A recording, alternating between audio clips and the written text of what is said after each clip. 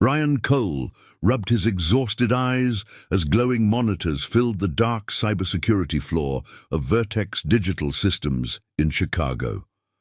For nearly 48 straight hours, he had barely slept while secretly defending the company's servers from a devastating international cyber attack. At 38, Ryan was a widowed single father raising his 11-year-old daughter Emily alone after losing his wife in a car accident.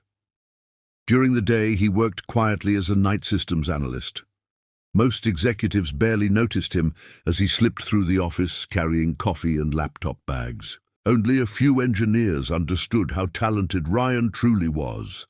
Years earlier, he had worked for elite government cyber defense projects before leaving the field to care for his family. He preferred anonymity, believing peace with his daughter mattered more than recognition or prestige. Late Friday evening, automated alarms erupted across Vertex Digital Systems. Unknown hackers breached financial databases and attempted to seize confidential defense contracts worth billions. Senior executives panicked as systems began failing throughout the corporate headquarters in downtown Chicago. Ryan immediately isolated critical servers and started countermeasures, while executives scrambled for outside consultants. For 2 straight days, he remained inside the Cybersecurity Operations Center, surviving on vending machine snacks, caffeine, and sheer determination to stop the attack before irreversible damage occurred. Meanwhile, newly appointed CEO Victoria Hayes prepared for an important investor meeting. Focused on appearances and efficiency, she demanded perfect professionalism throughout the company. She disliked seeing exhausted employees sleeping at desks and often viewed overworked staff as signs of weak management. On Sunday morning, after 48 relentless hours defending the network, Ryan finally collapsed asleep in a chair beside multiple glowing monitors. Empty coffee cups and coding windows surrounded him, while attack logs continued streaming across giant digital displays. Victoria entered the operations floor with several board members and immediately noticed Ryan sleeping. Unaware of the ongoing cyber battle, she became furious. "Is this the level of discipline we tolerate now?" she demanded sharply in front of executives and staff. Ryan slowly woke, disoriented and exhausted. Before he could explain, Victoria publicly terminated him for sleeping during work hours and embarrassing the company before investors. Employees exchanged nervous glances, but few dared to challenge the CEO's decision. Ryan quietly gathered his belongings without argument. He looked more disappointed than angry. Before leaving, he warned the security team that the attack was still active and the hackers would likely attempt their final breach within hours. Victoria dismissed his concerns, insisting the newly hired cybersecurity consultants would handle everything professionally. Ryan walked out of the building carrying only a backpack and a framed photograph of Emily smiling beside Lake Michigan during happier times. That afternoon, disaster struck. The hackers launched a sophisticated ransomware assault that bypassed the consultants' defenses within minutes. Servers shut down across the company, investor systems crashed, and confidential files began leaking onto the dark web in real time.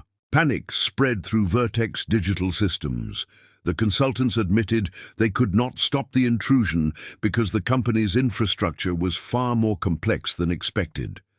Every emergency measure failed as millions of dollars vanished by the minute. One terrified engineer finally revealed the truth to Victoria.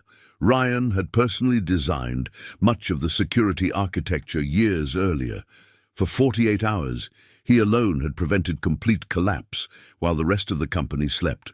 Victoria stared in disbelief as security footage showed Ryan working non-stop through the night, manually blocking attacks and writing defensive code while refusing to leave his station.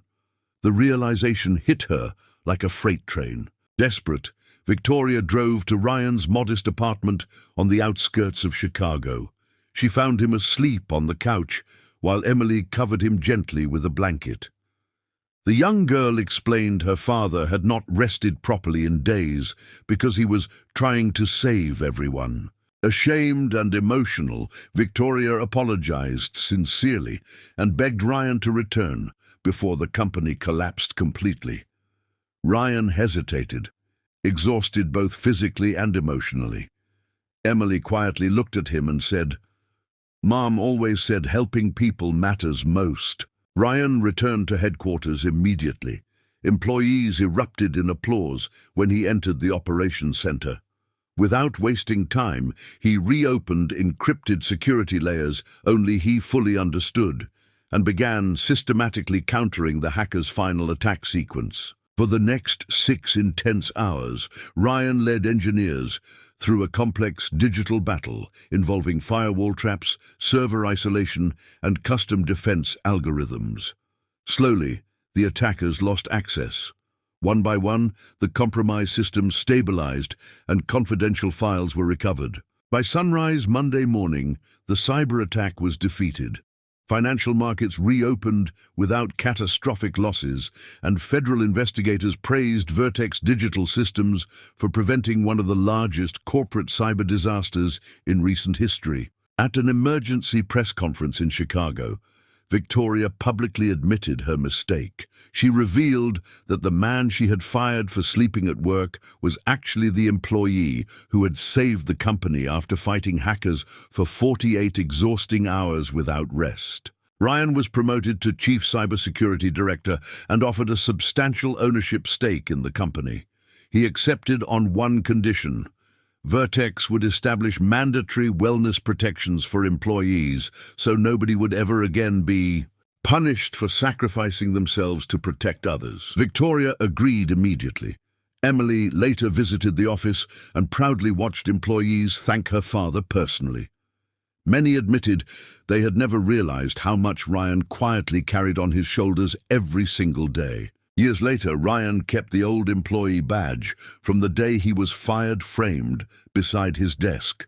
Whenever new staff asked about it, he explained that exhaustion sometimes hides extraordinary sacrifice, and leaders should always learn the full story before judging someone. The female CEO who fired a single dad for sleeping at work never forgot the lesson.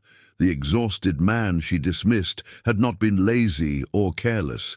He had been fighting invisible enemies for 48 hours to save an entire company from destruction.